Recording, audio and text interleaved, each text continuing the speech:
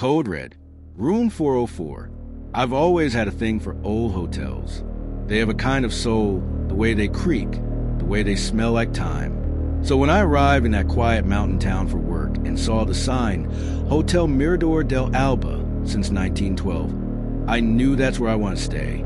It was night. Rain fell in that eerie, muffled way that makes everything feel more silent. I stepped inside, and the lobby looked perfectly preserved.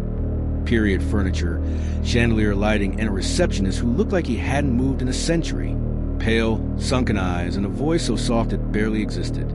Just one night, I said, setting my suitcase on the counter.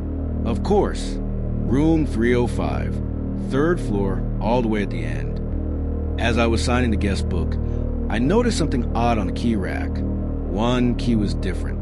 Or rather, it was there, but the tag read, 404, do not assign. It caught my attention. It felt like one of those spooky hotel myths meant to scare tourists. I smirked. 404, like the internet error. The night went by without a sound. No rain, no footsteps, not even those old pipe groans. For a hotel over a century old, it was too quiet, unnaturally quiet. The next morning, I went downstairs early, ready to explore the town, but there was no one at the front desk. No receptionist, no cleaning staff, no guests. I wandered around the dining area, empty and dustless. That's when I saw it. A wooden plaque on the wall, carved and faded.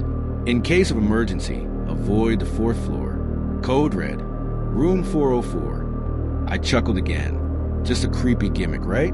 Then I saw the elevator. It had buttons for floors 1 through 5, but the number 4 was missing, like it had never existed. That's when curiosity got the better of me. I took the stairs. The 4th floor was real, but different. The wallpaper was faded and curling. The lights flickered like in a bad dream, and my footsteps didn't sound right, like I was walking on something hollow or wet.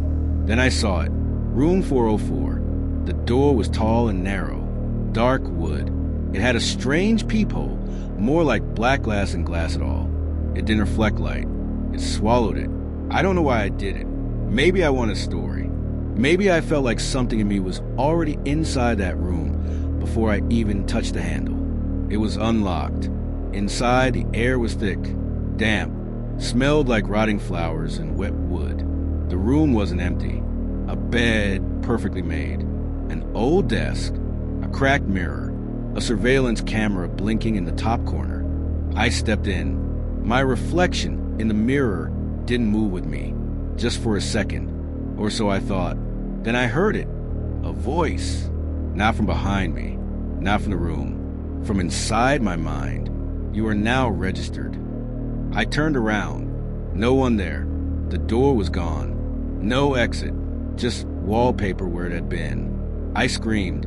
I banged on the wall. The lights flickered faster. The mirror now showed the room empty, with no me in it. Then black.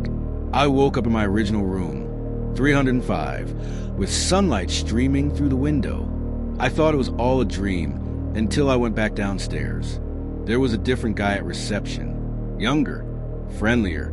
Good morning, sir. Everything okay? Yeah, I had a weird dream last night.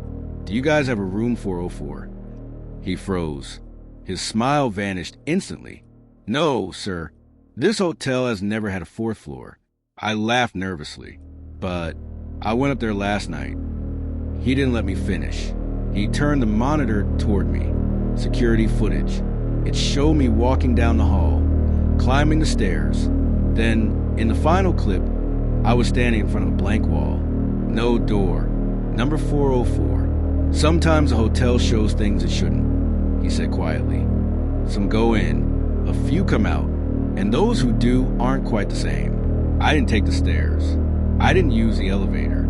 I ran, 5 floors down, out the door. I didn't look back. Since that night, I always double-check hotels before booking, and I always ask if there's a 4th floor. If they say no, I don't stay, because even if I never open that door again, whatever I left behind in room 404 still looks at me through the mirror.